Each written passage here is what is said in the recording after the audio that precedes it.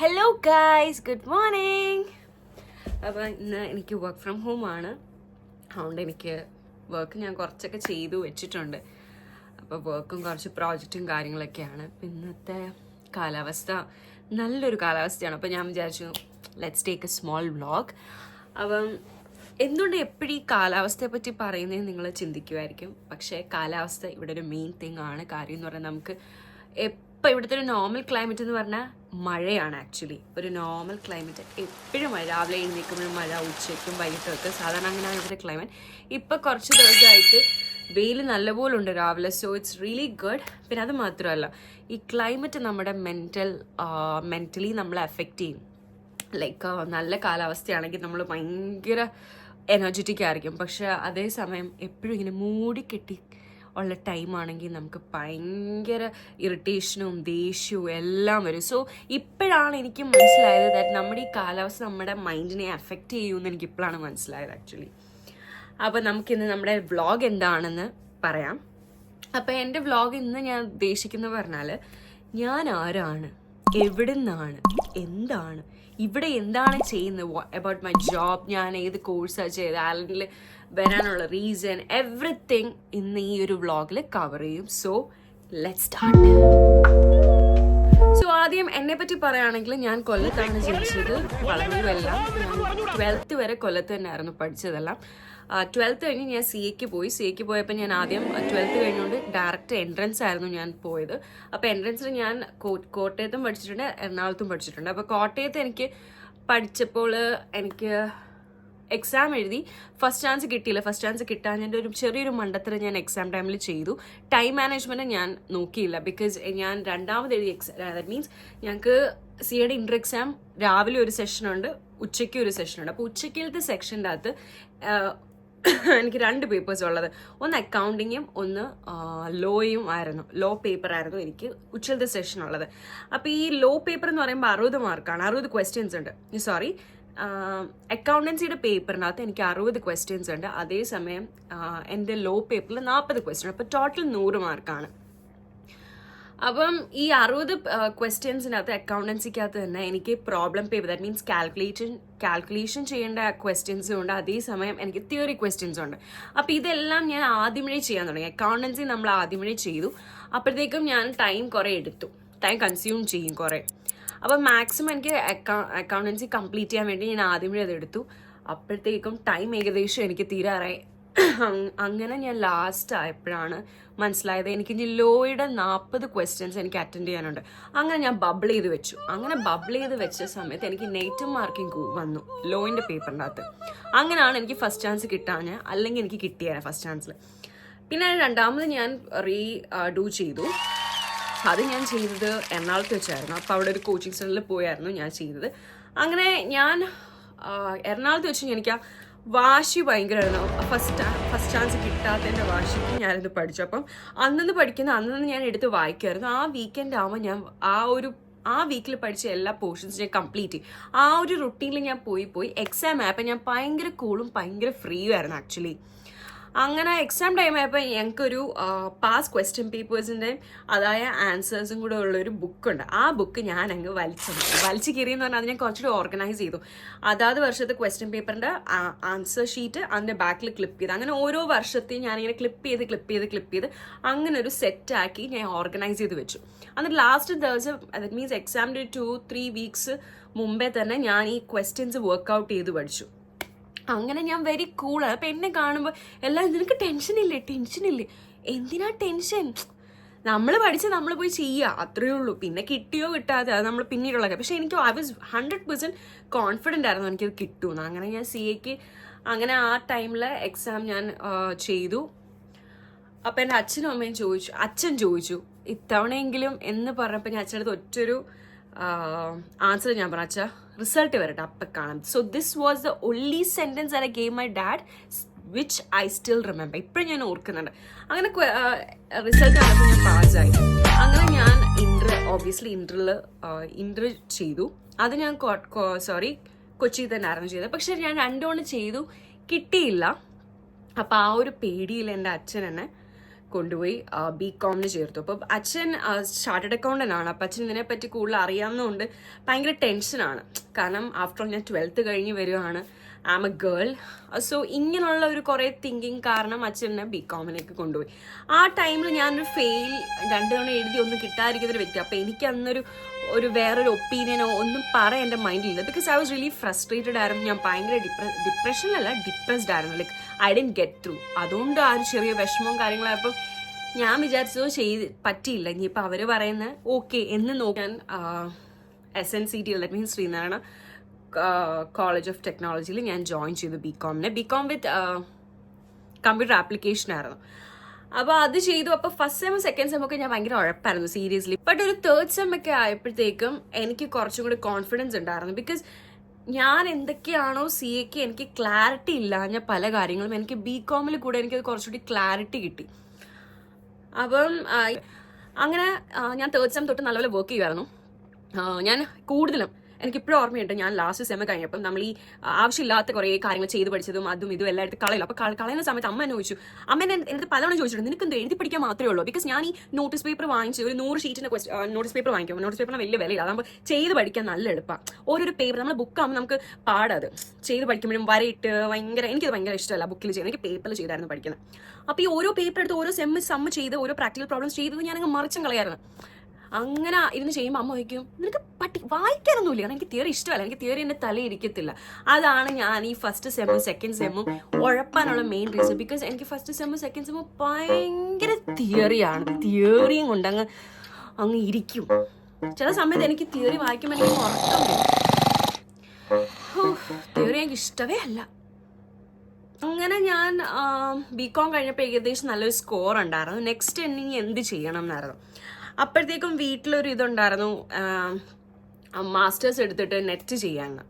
അപ്പം അതും എൻ്റെ ഒപ്പീനിയൻ. എനിക്ക് ടീച്ചിങ് ഇഷ്ടമാണ്, പഠിപ്പിക്കാനുള്ള കഴിവുണ്ട്. എന്നെ ഞാൻ പൊക്കിപ്പറയല്ല എന്നെങ്കിലും വിചാരിക്കരുത് കേട്ടോ. കാരണം ഉള്ള കഴിവ് നമ്മൾ അക്സെപ്റ്റ് ചെയ്യുന്നതിൽ കുഴപ്പമില്ലല്ലോ. ഇല്ലാത്ത കഴിവുകൾ നമ്മൾ കാണിച്ച ആൾക്കാരെ എനിക്ക് കഴിവുണ്ടെന്ന് പറയിപ്പിക്കുന്നതിൽ കാര്യമില്ല. ഉള്ളത് നമുക്കുള്ള കഴിവ് നമ്മൾ അക്സെപ്റ്റ് ചെയ്ത് നമ്മൾ മുന്നോട്ട് പോവുക. അതാണ് എൻ്റെ ഒരു രീതി. BCom കഴിഞ്ഞപ്പം നെക്സ്റ്റ് ഇനി ഏത് മാസ്റ്റേഴ്സ് ചെയ്യുന്ന ഏത് കോളേജ്. അപ്പോൾ ലൈക്ക് പാരൻസ് കൂടുതലും കൊല്ലത്ത് തന്നെയായിരുന്നു നോക്കിക്കൊണ്ടത്. പക്ഷെ എൻ്റെ ബ്രദർ ആ സമയത്ത് ലൈക്ക് ഡൽഹി, ബാംഗ്ലൂർ ഇങ്ങനെയുള്ള കുറേ സ്ഥലങ്ങളിലോട്ടൊക്കെ ഇങ്ങനെ ആപ്ലിക്കേഷൻസ് കൊടുത്തു. അപ്പം ഞാനും ആലോചിച്ച് എനിക്കും എന്തെങ്കിലുമൊക്കെ കൊടുക്കണം ഇങ്ങനെയൊക്കെ എന്ന് ഞാൻ മനസ്സിൽ വിചാരിച്ചിട്ടുള്ളൂ. അപ്പോഴാണ് ഈ വനിതയിലൊരു ഫീച്ചർ വന്ന് നമ്മുടെ ജയറാമിൻ്റെ മോള്, ദാറ്റ് മീൻസ് മാളവിക ജയറാം, പുള്ളിക്കാരി സ്റ്റെല്ല മാരസിൽ പഠിച്ചതിൻ്റെ ഒരു കുറേ കാര്യങ്ങളൊക്കെ വനിതയിൽ വന്നു. അപ്പോൾ അന്നോട്ട് എനിക്ക് സ്റ്റെല്ല മാരസ് കൊള്ളാമല്ലോ, ഒന്ന് ട്രൈ ചെയ്താലോ എന്ന രീതിയിൽ ഞാൻ ചെന്നൈ ഫോക്കസ് ചെയ്യുന്ന പറഞ്ഞാൽ ഞാനിപ്പോൾ CAക്ക് പഠിക്കുന്ന സമയത്തായാലും കുറേ നല്ല ഓഡിറ്റിങ്ങിൻ്റെ ബുക്സ്, ടാക്സിൻ്റെ ബുക്കൊക്കെ എഴുതിയേക്കുന്ന ഏകദേശം എല്ലാ CAക്കാരും ആ ബുക്കിൻ്റെ ഓതേഴ്സ് എല്ലാവരും ചെന്നൈ ബേസ്ഡ് ആണ്. അപ്പോൾ ചെന്നൈയിൽ നല്ലൊരു കൊമേഴ്സ് ബേസ്ഡ് അക്കൗണ്ടിങ്ങിനൊക്കെ നല്ലൊരു സ്ഥലമാണ് പഠിക്കാനെന്ന് എനിക്ക് തോന്നി. അങ്ങനെ ഞാൻ ചെന്നൈ ചൂസ് ചെയ്തത്. ചെന്നൈ മാക്സിമം ലൊക്കേഷൻ ഞാൻ കൊടുത്തതിൻ്റെ മെയിൻ റീസൺ അതൊരു റീസണാണ്. പിന്നെയെന്ന് പറഞ്ഞാൽ എൻ്റെ വീട്ടുമായിട്ട് അങ്ങോട്ടും ഇങ്ങോട്ടും ട്രാവലിങ്ങും കാര്യങ്ങളും. കാരണം എനിക്ക് കൊല്ലത്തുനിന്ന് ട്രെയിനിൽ ഇങ്ങോട്ട് വരാനും പോവാനും അത്രയ്ക്ക് വലിയ ഡിസ്റ്റൻസ് അല്ല എന്നൊക്കെ തോന്നി. ആ ഒരു ഫീസിബിലിറ്റിയും കൂടെ വെച്ചിട്ടാണ് പോയി വരാൻ എളുപ്പം. അതൊക്കെ വെച്ചിട്ടാണ് ഞാൻ ചെന്നൈ ചൂസ് ചെയ്തതിൻ്റെ ലൊക്കേഷൻ. പിന്നെ ചെന്നൈയിൽ എൻ്റെ അച്ഛൻ പഠിച്ചിട്ടുണ്ട്. കാരണം അച്ഛൻ CAക്ക് പഠിക്കുന്ന സമയത്ത് ഇൻസ്റ്റിറ്റ്യൂട്ടിൽ വന്ന് ക്ലാസ്സസ് അറ്റൻഡ് ചെയ്തിട്ടുണ്ട്, റിവിഷൻ ക്ലാസ്സസ് ഒക്കെ. അപ്പോൾ അങ്ങനെയാണ് ഞാൻ ചെന്നൈ ചൂസ് ചെയ്തത്. അപ്പോൾ ചെന്നൈ ചൂസ് ചെയ്തപ്പോൾ ഞാനൊരു 5 കോളേജസിൽ അപ്ലൈ ചെയ്തു. ഒരെണ്ണം മദ്രാസ് ക്രിസ്ത്യൻ കോളേജ്, ഒരെണ്ണം സ്റ്റെല്ല മാരിസ്, ഒരെണ്ണം ലോയോള, പിന്നെ ഞാൻ ഒരിടത്തൂടെ കൊടുത്തായിരുന്നു. അതും ഗേൾസ് കോളേജാണ്.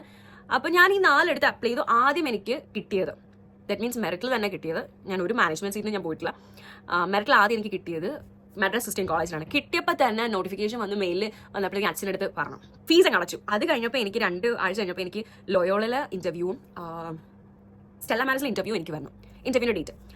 അപ്പം ലോയോളയിലെ ഇൻ്റർവ്യൂവിൻ്റെ ഞാൻ അറ്റൻഡ് ചെയ്തത് അത്യാവശ്യം I was not in good state എന്ന് പറഞ്ഞാൽ ഞാൻ എവിടെയോ പോയിട്ട് വീട്ടിൽ വന്ന് കയറിയ ടൈമിലായിരുന്നു എനിക്ക് interview. And I was not totally പ്രിപ്പയർഡും അല്ലായിരുന്നു. ഞാൻ അങ്ങനെ ഒരു ഇൻ്റർവ്യൂവിന് പറ്റിയ ഒരു കോലത്തിലും അല്ലായിരുന്നു. അതുകൊണ്ട് കിട്ടിയതുമില്ല. അപ്പോഴേ അമ്മ പറഞ്ഞത് കിട്ടാൻ പോകുന്നില്ലെന്ന് പറഞ്ഞു. ബട്ട് അതുകൊണ്ട് എനിക്ക് വലിയ എക്സ്പെക്ടേഷൻ കൊടുത്തിട്ടില്ല റിസൾട്ടിന്. അത് കഴിഞ്ഞപ്പം എൻ്റെ ബർത്ത്ഡേ തന്നെയായിരുന്നു സ്റ്റെല്ല മാരിസിന് ഇൻ്റർവ്യൂ എനിക്ക് വന്നത്. ഞാൻ അറ്റൻഡ് ചെയ്തു കഴിഞ്ഞപ്പോൾ അമ്മ അച്ഛൻ ചോദിച്ചു എങ്ങനെയുണ്ട്, ഞാൻ പറഞ്ഞാൽ ഓക്കെ എന്ന് പറഞ്ഞു. ബട്ട് കിട്ടുമെന്ന് എനിക്ക് പ്രതീക്ഷയൊന്നുമില്ലായിരുന്നു. അങ്ങനെ സ്റ്റെല്ല മാരിസ് കിട്ടി. അപ്പം പിന്നെ നേരത്തെ നേരത്തെ ഫീസ് അടച്ചത്, മീൻസ് മദ്രാസ് ക്രിസ്ത്യൻ കോളേജിൽ നിന്നുള്ള ഫീസ് റീഫണ്ട് ചെയ്ത് ഇങ്ങോട്ടായി കഴിഞ്ഞപ്പോൾ എനിക്ക് ഞാൻ പറഞ്ഞത് 4ാമതൊരു കോളേജിൽ ഞാൻ അപ്ലൈ ചെയ്തു. അത് വിമൻസ് കോളേജ് ആയിരുന്നു. അവിടെ എനിക്ക് കോളേജിന്റെ പേര് ഓർക്കുന്നില്ല ആക്ച്വലി. അത് നല്ലൊരു കോളേജായിരുന്നു അത്യാവശ്യം. അവിടെ എനിക്ക് കിട്ടി. അപ്പം ഇറ്റ്സ് ലൈക്ക് അപ്ലൈ ചെയ്തതിൻ്റെ അകത്ത് 5 കോളേജിനകത്ത് 4 എനിക്ക് കിട്ടി. അത് ഇറ്റ്സ് ലൈക്ക് നീ ഏതിനകത്ത് കയറണം എന്നൊരു സിറ്റുവേഷനായിരുന്നു. ബട്ട് എനിവേ എൻ്റെ മൈൻഡ് എപ്പോഴും സ്റ്റെല്ല മാരേജിലോട്ടായിരുന്നു. അവിടെ സ്റ്റെല്ലയിൽ തന്നെ ജോയിൻ ചെയ്തത്. അങ്ങനെ സ്റ്റെല്ലയിൽ ജോയിൻ ചെയ്ത് ഞാൻ മാസ്റ്റേഴ്സ് ലൈക്ക് M.Com ജനറൽ ആയിരുന്നു, സ്പെഷ്യലൈസേഷൻ. അതുകൊണ്ട് ചെറിയ എനിക്കൊരു ഒരു അൺകംഫർട്ടബിലിറ്റി അല്ല. ലൈക്ക് എനിക്ക് ആ ഒരു ചോയ്സിനോട് എനിക്ക് വലിയ താല്പര്യമില്ല. കാരണം എനിക്ക് എന്നുള്ള സ്പെഷ്യലൈസേഷൻ കൂടെ വേണമായിരുന്നു. So I really wanted. എനിക്ക് ഫൈനാൻസ് അല്ലെങ്കിൽ അക്കൗണ്ടിങ് നോക്കാനായിരുന്നു സ്പെഷ്യലൈസേഷനിൽ താല്പര്യം.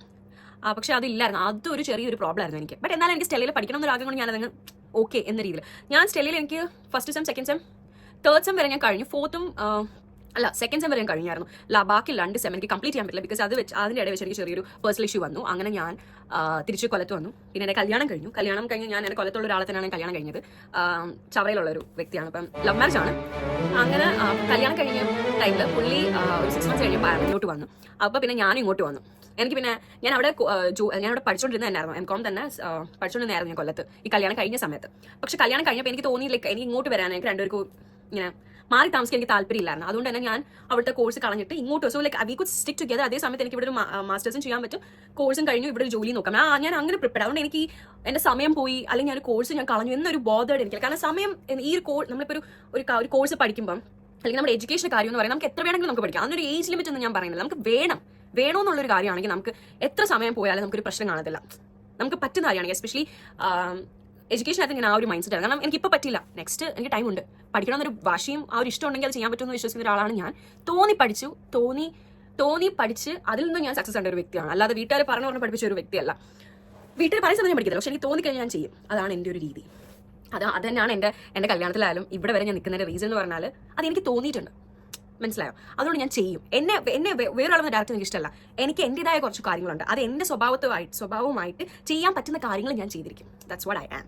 അങ്ങനെ ഇവിടെ വന്ന് ഞാൻ ചൂസ് ചെയ്തത് MSc ഫൈനാൻസ് ആണ്. Finance in the sense corporate finance ആണ് ഞാനിവിടെ ചെയ്തത്. ഞാനിവിടെ ചൂസ് ചെയ്ത സബ്ജക്ട് ഫൈനാൻസ്. ദാറ്റ് മീൻസ് എൻ്റെ ബാക്ക്ഗ്രൗണ്ടായിട്ട് റിലേറ്റ് ചെയ്ത കോഴ്സ് തന്നെയാണ് ഇവിടെ ഞാൻ ചൂസ് ചെയ്തത്. പിന്നെ ഞാൻ ഏജൻസി വഴിയാണ് ഇങ്ങോട്ട് വന്നത്. സാന്റ മോണിക്ക ആയിരുന്നു എന്നെ ഹെൽപ്പ് ചെയ്ത്.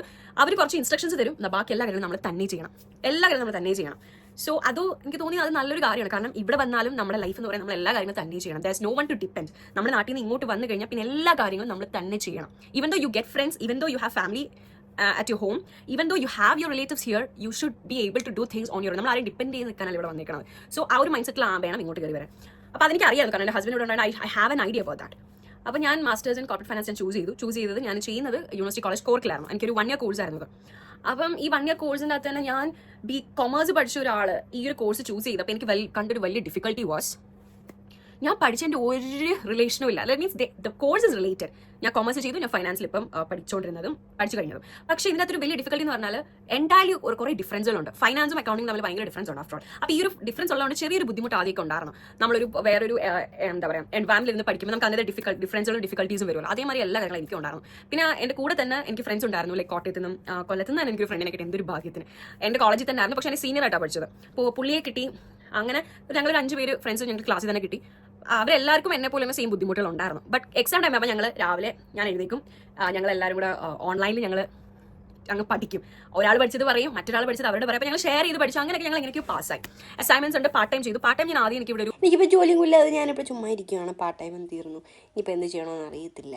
ഇപ്പോൾ അടുത്ത നാളെ തൊട്ട് പാർട്ട് ടൈം ആയിട്ട് ഇറങ്ങണം. ഓക്കെ. ഇന്ത്യൻ റെസ്റ്റോറൻറ്റിലാണ് കിട്ടിയത്. പിന്നെ അവിടെ ഞാൻ മാറി ഡാൻസ് സ്റ്റോഴ്സ് എന്ന് പറഞ്ഞൊരു ഹൈപ്പർ മാർക്കറ്റ് ആണ്. അപ്പം അവിടെ ഞാൻ ജോലി ചെയ്തു. അവിടെ ഞാൻ കൂടുതലും ജോലി ചെയ്തത്. ആ ടൈം പീരീഡിൽ തന്നെ ഞാൻ നാട്ടിലും കഴിഞ്ഞ വർഷം വന്നായിരുന്നു. ഒരു 2 weeks ഹോളിഡേയ്സ് എനിക്ക് കിട്ടിയുള്ളൂ. അവിടുന്ന് പിന്നെ ഞാൻ അതാണ് എൻ്റെ പാർട്ട് ടൈം എന്ന് പറയുന്നത്. അപ്പോൾ ഞാൻ ഈ കോഴ്സ് മീൻസ് ഞാൻ മാസ്റ്റേഴ്സ് ചെയ്യുന്ന സമയത്ത് തന്നെ എനിക്കൊന്നൊരു ഫെബൊക്കെ ആയപ്പോഴത്തേക്ക് ഞാൻ ഇതിൻ്റെ ഇടയ്ക്ക് തന്നെ ഞാൻ ഫസ്റ്റ് സെം കഴിഞ്ഞപ്പോഴേ തന്നെ ഞാൻ കൂടുതലും ജോലിക്ക് അപ്ലൈ ചെയ്യുന്നുണ്ടായിരുന്നു. 99% റിജക്ഷൻസ് കിട്ടും. That's for sure. നിങ്ങൾക്ക് എത്ര എക്സ്പീരിയൻസ് ഉണ്ടോ, എത്ര എന്താ പറയുക സ്കില്ലുണ്ടോ, you will get rejections for sure. ഒരു 80% അല്ലെങ്കിൽ 90% റിജക്ഷൻസ് നമുക്ക് കിട്ടും. ആ ഒരു മൈൻഡ് സെറ്റ് വേണം ഫസ്റ്റ് ഓഫ് ആൾ. അപ്പം അതെനിക്ക് കിട്ടിക്കൊണ്ട് എനിക്കിപ്പോൾ റിജക്ഷൻസ് എന്ന് പറയുന്നൊരു അതാണ്. സോ അങ്ങനെ എനിക്ക് റിജക്ഷൻസ് കിട്ടി. അങ്ങനെ ഒരു ദിവസം ഞാൻ അപ്ലൈ ചെയ്ത ഒരു ഗ്രാജുവേറ്റ് റോളായിരുന്നു. അപ്പം ഗ്രാജുവേറ്റ് റോൾ എന്ന് പറയുന്നത് ഏകദേശം ഒരു ഇന്റേൺഷിപ്പ് പോലാണ്. ബട്ട് നമുക്ക് കുറച്ചും കൂടി ഒരു ഇൻറ്റൻസീവ് ആയിട്ട് ട്രെയിനിങ്ങും കാര്യങ്ങളും കിട്ടും, ലൈക്ക് ഒരു ബേസ് കിട്ടും. അതാണ് ഗ്രാജുവേറ്റ് റോളും കൊണ്ട് ഉദ്ദേശിക്കുന്നത്. അപ്പോൾ ഗ്രാജുവേറ്റ് റോളിൻ്റെ കൂടെ തന്നെ there might be chances, like ചില കമ്പനീസ് ആണെങ്കിൽ they make you to do a course which will be whole sponsored by the company itself. ആ കോഴ്സിൻ്റെ ഫീസും ഡീറ്റെയിൽസും എല്ലാ കാര്യങ്ങളും കമ്പനി സ്പോൺസേർഡ് ആയിരിക്കും. അപ്പോൾ ഗ്രാജുവേറ്റ് റോളിൻ്റെ പ്രത്യേകത അങ്ങനെയാണ്, നമുക്കൊരു ബേസും കിട്ടും, അറ്റ് ദ സെയിം ടൈം ഒരു കരിയർ അഡ്വാൻസ്മെൻറ്റിൻ്റെ ഇതേമാതിരി എന്തെങ്കിലും കോഴ്സോ അല്ലെങ്കിൽ എന്തെങ്കിലും ഒരു ഓപ്പർച്യൂണിറ്റീസ് നമുക്ക് കിട്ടും. അങ്ങനെ ഞാൻ ഈ ഗ്രാജുവേറ്റ് റോളിന് അപ്ലൈ ചെയ്തായിരുന്നു. അങ്ങനെ എനിക്കത് ഇൻ്റർവ്യൂ കിട്ടി. ഒരു മാർച്ച് ആയപ്പോഴാണ് എനിക്ക് ഇൻ്റർവ്യൂ കിട്ടിയത്.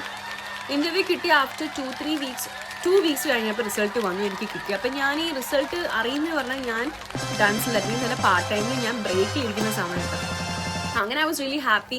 കാര്യം എന്ന് പറഞ്ഞാൽ എനിക്ക് ഇവിടെ കയറി വന്നപ്പം ഞാൻ ഏറ്റവും കൂടുതൽ ആഗ്രഹിച്ച് കോഴ്സ് കഴിഞ്ഞിട്ട് എനിക്ക് കിടന്ന് ഇങ്ങനെ ചില്ലറ അലഞ്ഞു തിരിഞ്ഞ് ജോലിക്ക് വേണ്ടി എനിക്ക് കഷ്ടപ്പെടാൻ വയ്യായിരുന്നു എന്ന് എൻ്റെ ഒരു മൈൻഡ് സെറ്റ് എനിക്ക് ഉണ്ടായിരുന്നു. ഇല്ലെന്ന് ഞാൻ പറയത്തില്ല, കാരണം എനിക്ക് അത്രയും പാർട്ട് ടൈമിൽ ഞാൻ കുറേ കഷ്ടപ്പെട്ട്.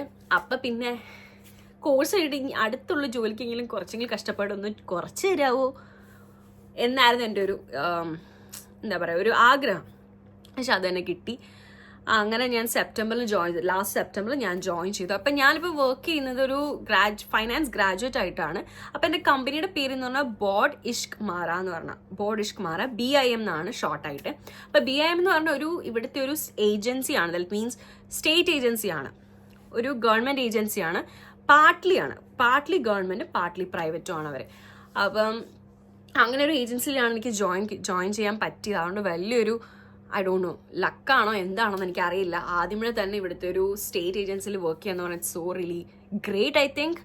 അങ്ങനെ ഇപ്പം എൻ്റെ ഏജൻസി എന്ന് പറഞ്ഞാൽ ഇവിടുത്തെ സീ ഫുഡ് സെക്ടർ ഉണ്ടല്ലോ, അയർലൻഡിലെ whole seafood industry like സെക്ടറിനെ സപ്പോർട്ട് ചെയ്യുന്ന ടെക്നിക്കലായിട്ട് സപ്പോർട്ട് ചെയ്യും, ഫൈനാൻഷ്യലായിട്ട് സപ്പോർട്ട് ചെയ്യും, പിന്നെ മാർക്കറ്റിംഗ് സപ്പോർട്ട്, ഇങ്ങനെ കുറേ സർവീസസ് പ്രൊവൈഡ് ചെയ്യുന്ന ഒരു സ്റ്റേറ്റ് ഏജൻസിയാണ് BIM എന്ന് പറയുന്നത്.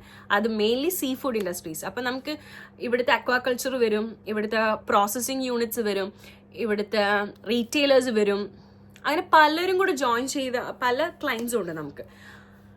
അപ്പം BIM-ലാണ് ഞാൻ വർക്ക് ചെയ്യുന്നത്. അപ്പം എൻ്റെ ഒരു കമ്പനിയെ പറ്റി ചെറിയൊരു ഐഡിയ നിങ്ങൾക്ക് കിട്ടിയെന്ന് വിചാരിക്കുന്നു. അപ്പം ഞാൻ ഫൈനാൻസ് സൈഡിലാണുള്ളത്. ഒന്ന് ഫൈനാൻസ്, ഒന്ന് മാർക്കറ്റിംഗ് സൈഡും, ഒന്ന് ടെക്നിക്കൽ സൈഡും. അപ്പം ഈ കമ്പനിയിൽ എനിക്കിപ്പോൾ എൻ്റെ കൂടെ ഉള്ളവരിൽ 3 പേരാണുള്ളത്. എന്നെയും കൂടെ ചേർത്ത് 3 പേരുണ്ട്. അതിൻ്റെ അകത്ത് ഞാൻ മാത്രമേ ഉള്ളൂ ഇന്ത്യൻ. അപ്പം എനിക്ക് തോന്നുന്നു എൻ്റെ കമ്പനിയിൽ ദാറ്റ് മീൻസ് ഞാൻ കമ്പനിയുടെ ബ്രാഞ്ചിലാണ്. ഞങ്ങളുടെ മെയിൻ കമ്പനി ഡബ്ലിനിലാണ്, പക്ഷെ ഞാൻ ബ്രാഞ്ച് കമ്പനിയിലാണ് വർക്ക് ചെയ്യുന്നത്. ഇവിടുത്തെ ക്ലോണക്കിൽറ്റി എന്ന് പറഞ്ഞൊരു സ്ഥലത്താണ്. ഇവിടുന്ന് ഞാൻ താമസിക്കുന്ന കോർക്കിലാണ്. ഞാൻ അത് പറയാൻ പറഞ്ഞു. ഞാൻ കോർക്കിലാണ്, അയർലൻഡിലെ കോർക്ക് എന്ന് പറഞ്ഞൊരു കൗണ്ടിയിലാണ് ഞാൻ താമസിക്കുന്നത്. അപ്പം ഞാൻ കോർക്കിൽ നിന്ന് ക്ലോണക്കിൽറ്റി വരെ എല്ലാ ദിവസവും ഞാൻ ട്രാവൽ ചെയ്യാണ്. ദാറ്റ് മീൻസ് ഇവിടുന്ന് ഒരു 1 hour ട്രാവലുണ്ട്, അങ്ങോട്ടും ഇങ്ങോട്ടും കൂടെ 2 hours ട്രാവലുണ്ട്. ആഴ്ചയിൽ എനിക്ക് 2 ദിവസം വർക്ക് ഫ്രം ഹോം ആണ്, 3 ദിവസം ഓഫീസിൽ പോകണം. That means Tuesday, Wednesday, Thursdays എൻ്റെ ഓഫീസ് ഡേയ്സ് ആണ്. മൺഡേയും ഫ്രൈഡേയും എൻ്റെ വർക്ക് ഫ്രം ഹോം ആണ്. ഇപ്പം ചില ദിവസങ്ങളിൽ നമുക്ക് വേണമെങ്കിൽ വർക്ക് ഫ്രം ഹോം എടുക്കാം, that's with the permission of the line manager. അപ്പം എൻ്റെ ഫൈനാൻസ് സൈഡിലെ മാനേജർ ഗാവൻ എന്ന് പറഞ്ഞൊരു പുള്ളിയാണ്. അപ്പം ഇതാണ് എൻ്റെ വർക്ക് എക്സ്പീരിയൻസ്. സത്യം പറഞ്ഞാൽ എനിക്ക് വർക്ക് ഭയങ്കര ഇഷ്ടമാണ്. എന്ന് പറഞ്ഞാൽ ഞാൻ ചെയ്യുന്ന വർക്ക് എനിക്കിഷ്ടമാണ്. നല്ലൊരു എൻവയറമെൻ്റ് ആണ്, സ്ട്രെസ് ഇല്ല, ബേർഡൻ ഇല്ല. ഇവിടുത്തെ working environment is really good actually. ആ ഒരു കാര്യം പക്കയാണ് ഇവിടെ. പിന്നെ എല്ലാവർക്കും അങ്ങനെ ഓരോ കമ്പനീസിനെ പോലെ ഇരിക്കും അതൊക്കെ. എൻ്റെ കമ്പനി കുഴപ്പമില്ല എനിക്ക് ആ കാര്യത്തിൽ. So I am really satisfied. എന്നിട്ട് അങ്ങനെയാണ് ഞാൻ ഇവിടം വരെ എത്തിയത്. And also at the same time നമ്മൾ അന്യനാട്ടിലാണെങ്കിൽ ഒറ്റയ്ക്കാവുന്നൊരു ചെറിയൊരു ബുദ്ധിമുട്ടാണ്. ഇപ്പം ഞാൻ കണ്ടുവരുന്ന മിക്ക എൻ്റെ ഫ്രണ്ട്സിലായാലും അവരെല്ലാം പറഞ്ഞൊരു കാര്യം ഒറ്റയ്ക്കാണല്ലോ. പക്ഷെ എനിക്ക് അങ്ങനെ ഒരു ഭാഗ്യമുണ്ട്, എനിക്ക് എൻ്റെ ഹസ്ബൻഡും കൂടെ ഉണ്ട്. അപ്പം ഞാൻ ഒരിക്കലും ഒറ്റയ്ക്കാണെന്നുള്ളൊരു ഫീലിംഗ് എനിക്കില്ല. Because married life is really awesome. എല്ലാവർക്കും അങ്ങനെ ആവണമെന്നില്ല, പക്ഷെ എനിക്ക് ഭയങ്കര ഇഷ്ടമാണ്. അത് പുള്ളിക്കും ഇഷ്ടമെന്ന് എനിക്ക് നല്ലപോലെ അറിയാം. ആ ഒരു കോൺഫിഡൻസ് ഉള്ളത് കൊണ്ടാണ് ഞാൻ ഇങ്ങനെ പറയുന്നത്, അല്ലെങ്കിൽ ഞാൻ ഇങ്ങനെ പറയത്തേയില്ല. സോ ഇതാണ് എന്നെപ്പറ്റി എനിക്ക് നിങ്ങളോട് പറയാനുള്ളത്. ഞാൻ ആരാണ്, ഏതാണ്, എങ്ങനെയാണ്. ഇപ്പം ചെറിയൊരു ഐഡിയ നിങ്ങൾക്ക് എന്നെപ്പറ്റി കിട്ടിക്കാണുമെന്ന് ഞാൻ വിചാരിക്കുന്നു. കിട്ടിയിട്ടില്ലെങ്കിൽ നിങ്ങൾക്ക് എന്തെങ്കിലും എന്നെപ്പറ്റി ഡൗട്ട് ഉണ്ടെങ്കിൽ you can ask through the comment box. So നിങ്ങൾ ഒരു കാര്യം കൂടെ ചെയ്യാൻ മറക്കരുത്, സബ്സ്ക്രൈബ് ചെയ്യുക, ഇഷ്ടപ്പെട്ടെങ്കിൽ ലൈക്കും ചെയ്യുക. ഇത് രണ്ടും ഇഷ്ടപ്പെട്ടെങ്കിൽ മാത്രമേ ചെയ്യാവൂ. ഞാൻ ആരെയും I won't force anyone to do it. So let's say bye.